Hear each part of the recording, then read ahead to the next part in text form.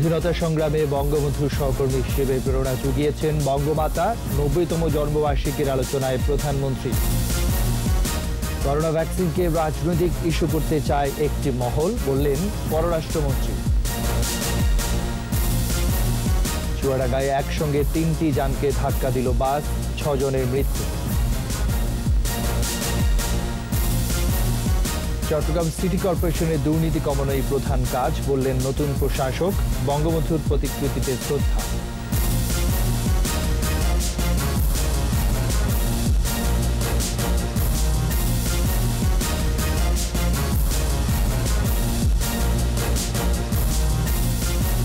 শুনছিলেন first security ইসলামী bank limited সংবাদ শিরোনাম। সবাইকে আমন্ত্রণ জানাচ্ছি দুপুর 2টার 21 সংবাদের সাথে আছে আমি রাজীব জামান। আর দর্শক, 21 টেলিভিশনের সংবাদ একই সাথে সরাসরি দেখতে পাবেন আমাদের ফেসবুক পেজ www.facebook.com/2124 অনলাইনে। বাংলাদেশের স্বাধীনতার প্রশ্নে বঙ্গমাতা শেখ ফজিলাতুন্নেসা মুজিব ছিলেন দৃঢ় প্রতিজ্ঞ, ছিলেন বঙ্গবন্ধুর ছায়াসঙ্গী। বঙ্গবন্ধুর আদর্শকে ধারণ করে চাওয়া পাওয়ার ঊর্ধ্বে থেকে জাতির পিতাকে দিয়েছেন পথ চলার অনুপ্রেরণা। সঠিক সময়ে সঠিক রাজনৈতিক সিদ্ধান্তেও ভূমিকা রেখেছেন তিনি। বঙ্গমাতার 90তম জন্মবার্ষিকীর অনুষ্ঠানে এসব কথা বলেছেন প্রধানমন্ত্রী ও বঙ্গবন্ধু কন্যা শেখ হাসিনা। রিপোর্টে আরো জানাচ্ছেন মোহাম্মদ নুরুন নবী। সর্বকালের সর্বশ্রেষ্ঠ বাঙালি জাতির পিতা বঙ্গবন্ধু শেখ মুজিবুর রহমানের সহধর্মিণী বঙ্গমাতা শেখ ফজিলাতুন্নেসা মুজিব একদিকে পরম মমতায় লালন করেছেন সন্তানদের, অন্যদিকে বিপদে আপদে আন্দোলনে সংগ্রামে বঙ্গবন্ধুকে সাহস জুগিয়েছেন। ছায়াসঙ্গিনী হিসেবে জাতির পিতার রাজনীতির পথকে করেছেন সুগম। এদেশের স্বাধীনতার প্রশ্নে বঙ্গবন্ধুর মতোই একই স্বপ্ন দেখতেন বঙ্গমাতা।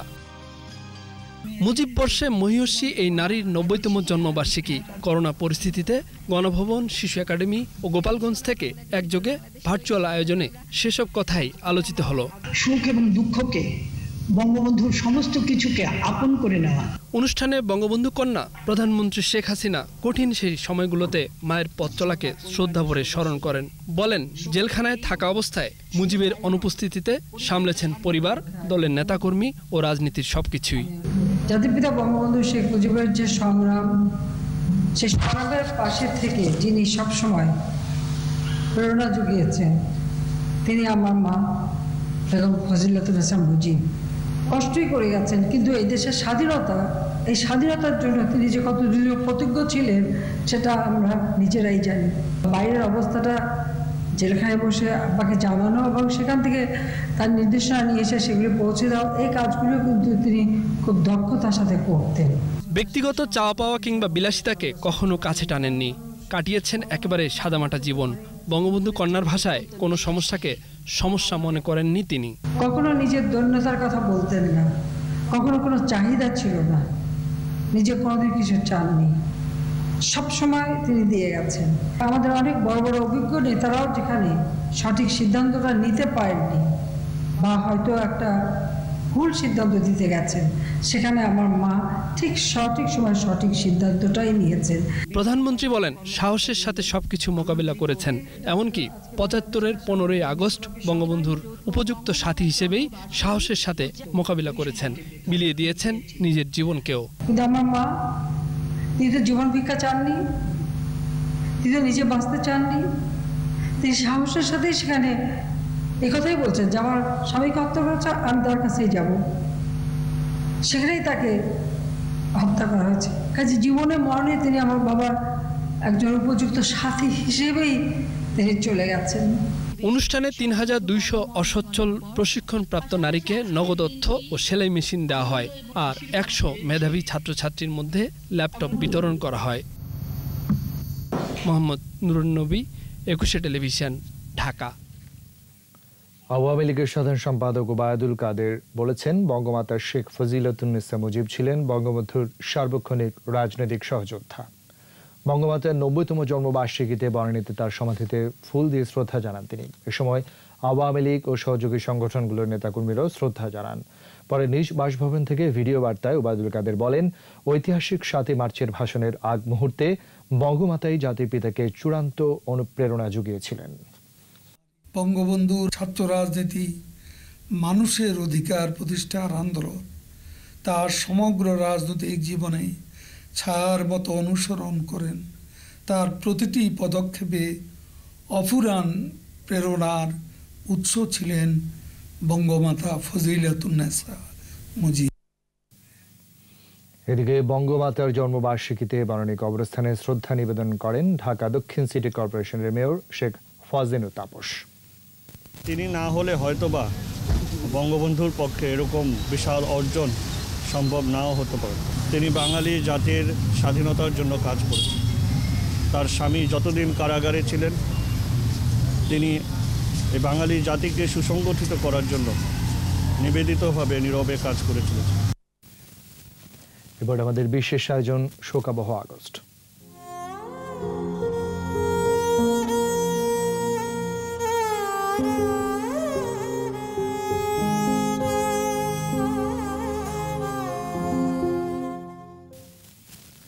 জাতির পিতাকে সপরিবারে হত্যার পর উল্টো পথে যাত্রা শুরু করে বাংলাদেশ। সামরিক স্বৈরশাসকেরা বহু মুক্তিযোদ্ধা অফিসার হত্যা করে বাংলাদেশকে নিয়ে যায় পাকিস্তানি ভাবধারায়। মুক্তিযুদ্ধের সপক্ষে শক্তির গলা টিপে ধরে উত্থান ঘটায় সাম্প্রদায়িক গোষ্ঠীর।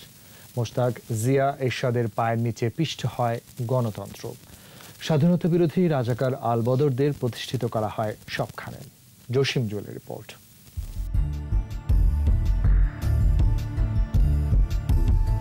ঘাতকের বুলেটে রক্তাক্ত বাংলাদেশ।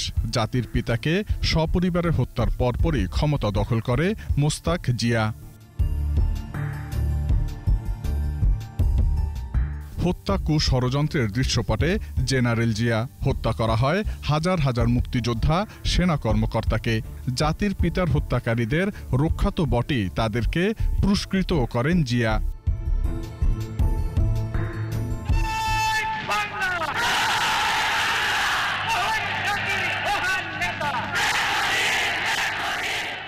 রাতারাতি মুক্তিযুদ্ধের স্লোগান জয় বাংলাকে বন্দী করে বাংলাদেশ জিন্দাবাদ স্লোগান চাপিয়ে দেওয়া হলো। অদ্য সকাল হতে খন্দকার মোশতাক আহমেদের বলিষ্ঠ নেতৃত্বে সামরিক বাহিনী ক্ষমতা দখল করিয়াছে। বাংলাদেশ জিন্দাবাদ। পাকিস্তান রেডিওর আদলে বাংলাদেশ বেতারের নাম হলো রেডিও বাংলাদেশ। উত্থান ঘটে সাম্প্রদায়িক শক্তির। এভাবেই সদ্য স্বাধীন বাংলাদেশকে আবারও পাকিস্তানি ভাবধারায় ফিরিয়ে নেয় খুনি চক্র। 1975 সালে 15 আগস্টের পরে বাংলাদেশ একটি মিনি পাকিস্তানে পরিণত হয় এবং সেটা হয়েছিল 75 পরবর্তী যে খন্দকার মোশতাক, জেনারেল জিয়া, জেনারেল এরশাদ, বেগম খালেদা জিয়া এবং 2001 থেকে 2006 সালে যে বিএনপি জামাত জোট সরকার, এইদের দীর্ঘ শাসন আমলেই এটা সংগঠিত হয়েছিল। মোশতাক, জিয়া, এরশাদ খুনি যুদ্ধ অপরাধীদের পুরস্কৃত করেন। পরবর্তীতে খালেদা জিয়াও যুদ্ধ অপরাধীদের মন্ত্রী বানিয়ে তাদের গাড়িতে তুলে দেন জাতীয় পতাকা। শত সংগ্রামের পর বঙ্গবন্ধুর স্বপ্নের বাংলাদেশ বিনির্মাণের দায়িত্ব নিয়েছেন তারই কন্যা শেখ হাসিনা।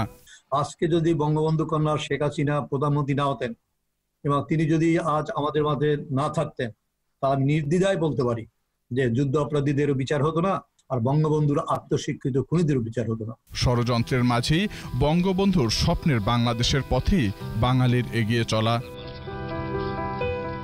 জসিম জুয়েল, 21 টেলিভিশন, ঢাকা। এবার অন্যান্য প্রসঙ্গ।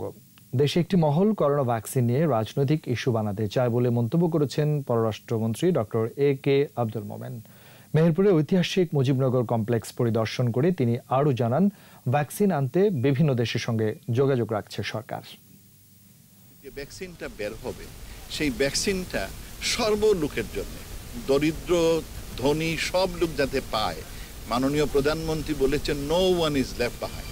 সেই জন্য আমরা ইউরোপিয়ানের অনেক টাকা দিয়েছি যে যেখানে এই ভ্যাকসিনটা হয় এইটা ইনডিসক্রিমিনেট ওয়েতে সব লোক জানে, যারাই এটা দরকার তাদের কাছে পাওয়ার মানে নিশ্চয়তার জন্য আমরা এটা করেছি। শুধু আমরা চাই এগুলো হোক, আর ওখানে কোন দেশ নেবেন ওগুলো সেকেন্ডারি। বেসরকারি হাসপাতালে অনিয়ম বন্ধে মনিটরিং জোরদার করেছে স্বাস্থ্য মন্ত্রী দপ্তর। কোনো হাসপাতাল অনিয়ম করলে কঠোর ব্যবস্থা নেওয়া হবে। এর মধ্যে টাস্কফোর্সও গঠন করেছে মন্ত্রণালয়। তবে কোভিড পরিস্থিতিতে আতঙ্ক না ছড়িয়ে অভিযোগ পেলে তদন্ত সাপেক্ষে ব্যবস্থা নেওয়ার কথা বলছে Bangladesh private medical college association. বিস্তারিত স্মৃতিমণ্ডলের রিপোর্টে। করোনা মহামারী চোখে আঙ্গুল দিয়ে দেখিয়ে দিয়েছে স্বাস্থ্য খাতে নানা অব্যবস্থাপনা, অনিয়ম, দুর্নীতির নানা চিত্র। শুরুর দিকে মাস্ক কেলেঙ্কারি, এরপর একে একে বেরিয়ে আসে রিসেন্ট জেকেজি কাণ্ড।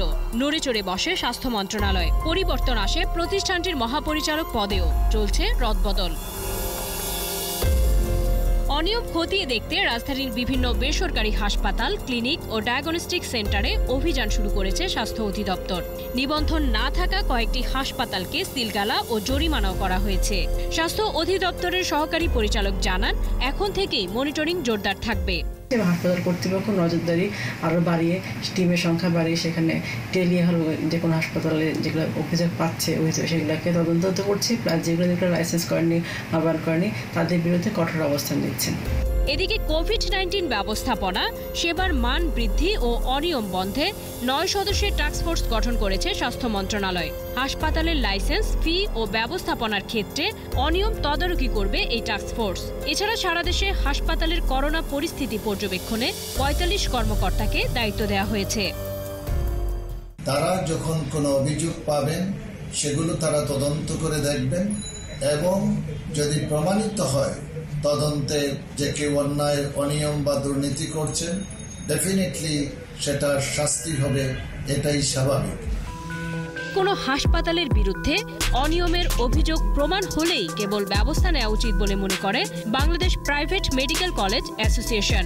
ডাক্তার, নার্স এবং হসপিটালগুলোর মধ্যে যাতে কোনো আতঙ্ক ছড়িয়ে না পড়ে, সেজন্য আপনার যে কোনো অভিযোগ যদি পাওয়া যায় কোনো হসপিটালের বিরুদ্ধে, সেই ক্ষেত্রে আপনার তদন্ত করে যদি প্রমাণিত হয় তাহলে তাদের বিরুদ্ধে ব্যবস্থা নেওয়া হোক, সেটাই আমরা বলছি।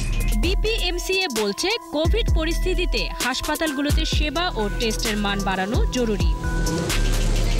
স্মৃতিমণ্ডল, 21 টেলিভিশন, ঢাকা। চুয়াডাঙ্গার সরোজগঞ্জ বাজারে সড়ক দুর্ঘটনায় 6 জন নিহত হয়েছে, আহত হন আরও 3 জন।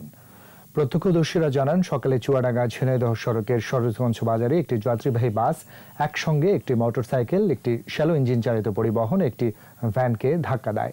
এতে ঘটনাস্থলে 3 জন নিহত ও 6 জন আহত হয়। আহতদের উদ্ধার করে সদর হাসপাতালে নিলে চিকিৎসাধীন অবস্থায় 3 জন মারা যায়। পুলিশ জানায়, বাসটি জব্দ করে থানায় নেওয়া হয়েছে, চালককে ধরতে অভিযান চলছে। এদিকে জেলা প্রশাসক নজরুল ইসলাম সরকার নিহতদের পরিবার প্রতি 20,000 টাকা দেওয়ার ঘোষণা দিয়েছেন।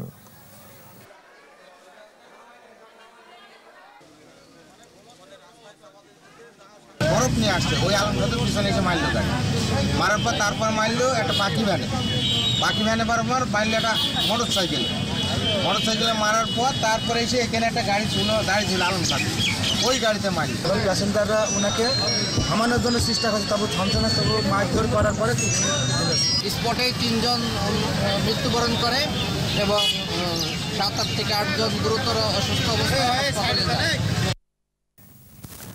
চট্টগ্রাম মহানগরে দুর্নীতি বন্ধ, যানজট ও জলজট কমানোই প্রধান কাজ হবে বলে জানিয়েছেন নতুন সিটি কর্পোরেশনের প্রশাসক খোরশেদ আলম সুজন।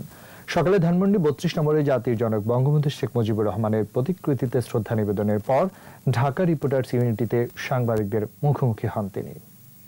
আমার নেত্রীকে এবং চট্টগ্রামবাসীকে, দেশবাসীকে আশ্বস্ত করতে চাই, আমি আমার সাধ্যের সামর্থ্যের শতভাগ দিয়ে সেই আস্থাকে আমি পূর্ণ করার চেষ্টা করবো ইনশাআল্লাহ। সিটি কর্পোরেশনের উদ্যোগে একটা আইসোলেশন সেন্টার হয়েছে করোনাকে কেন্দ্র করে। কিভাবে টেন্ডারটা হয়েছে, কিভাবে ক্রয়টা হয়েছে, এটা আমাকে 4 দিন সময় দিচ্ছে। যদি ওনারা এটা আমাকে ঠিকমতো জবাব দিতে বা দেখাতে সক্ষম না হন, আমি এই ফাইলটা সরাসরি দুদকের কাছে পাঠিয়ে দেব। স্বাস্থ্যবিধি মেনে চলুন, সুস্থ থাকুন। নিচ্ছি বিরতি, যখন ফিরছি তখন অন্যান্য খবরের সঙ্গে আরো থাকবে। কমছে নদ নদীর পানি, দেখা দিচ্ছে ভাঙন, দুর্গত এলাকায় নানা দুর্ভোগ।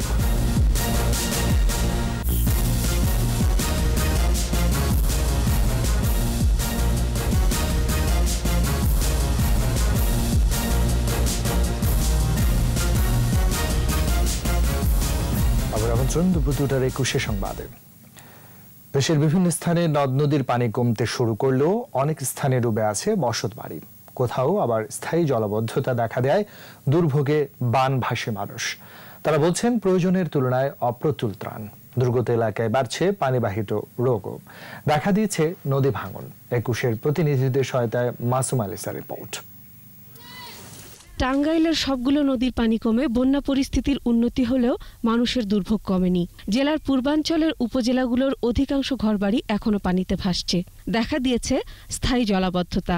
দুর্গত এলাকায় দেখা দিয়েছে পানিবাহিত রোগ।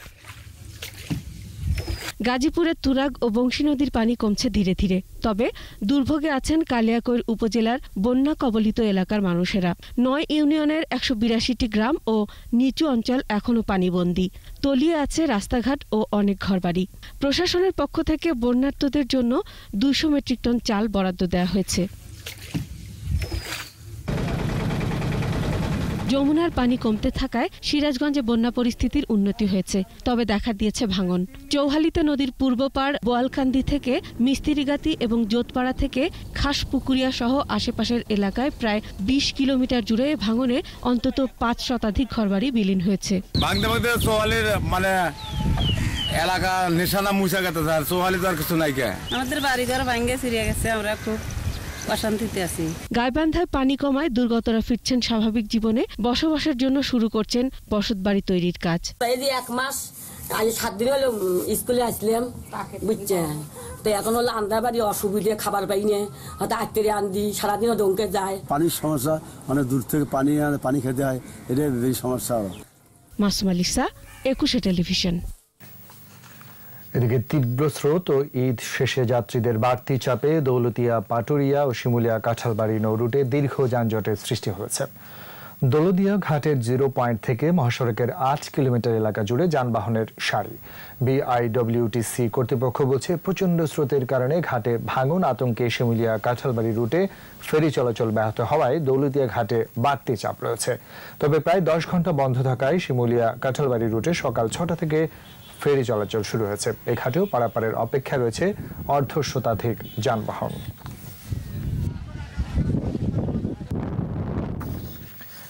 প্রতিদিনই নতুন করে করোনা শনাক্তের সংখ্যা বাড়ছে। করোনা আক্রান্ত হয়ে উপসর্গ নিয়ে মৃত্যুর খবরও আসছে, আবার সুস্থ হচ্ছেন অনেকেই। কুমিল্লা মেডিকেল কলেজ হাসপাতালে করোনা উপসর্গ নিয়ে আরো 4 জন মারা গেছেন। রাজবাড়ী সদর হাসপাতালে চিকিৎসাধীন অবস্থায় 14 বছরের শিশুসহ করোনা আক্রান্ত হয়ে 2 জনের মৃত্যু হয়েছে। ঠাকুরগাঁয়ে ব্যাংক কর্মকর্তা সহ নতুন করে আরো 26 জন আক্রান্ত হয়েছে। নিয়ে জেলায় আক্রান্তের সংখ্যা 491। সুস্থ হয়েছেন 274 জন। পঞ্চগড়ে নতুন করে আরো 8 জন সহ মোট শনাক্তের সংখ্যা 382 জন। সুস্থ হয়েছেন 250 জন। গাজীপুরে নতুন করে আরো 23 জন সহ আক্রান্তের সংখ্যা 4327। সুস্থ হয়েছেন 2900 জন।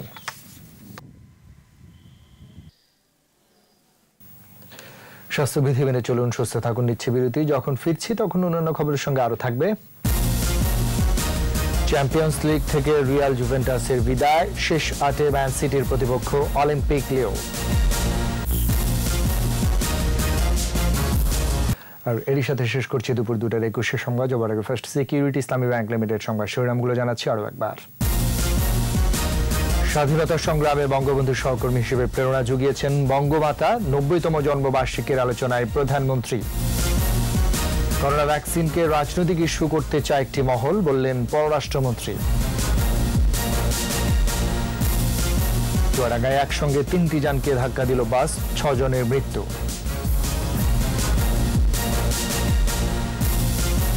চট্টগ্রাম সিটি কর্পোরেশনের দুর্নীতি কমানোই প্রধান কাজ, বললেন নতুন প্রশাসক। বঙ্গবন্ধুর প্রতিকৃতিতে শ্রদ্ধা।